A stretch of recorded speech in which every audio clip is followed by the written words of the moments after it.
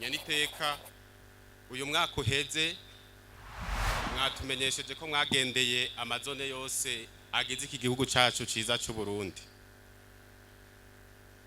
Mbwega mwoba mwahakwicigwa icahe?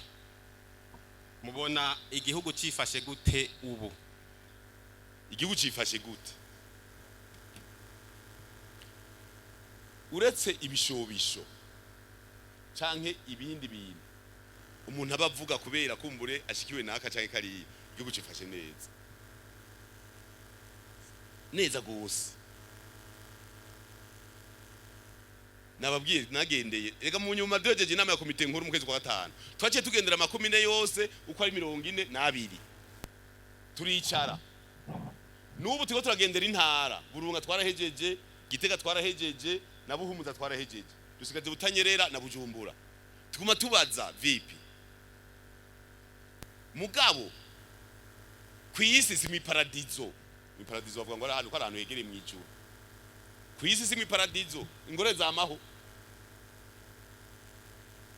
Nutu tugoranira uzobona mwavuze ngo igitoro nayo babwiye mu mazone yose iyo bigitoro tuyikaba n'amateke canke niswa ako turi Makamba cyo tukagikaba n'ibitoki nticobura.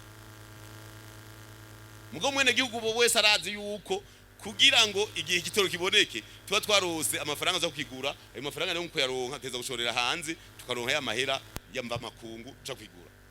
Ubu rero bari ku kazi niho baje bavuga ati none turi myikawa nyinshi n'amavoka menshi turonka ikawa mu myaka 5 igitoro yose gucika ikizosura gucika.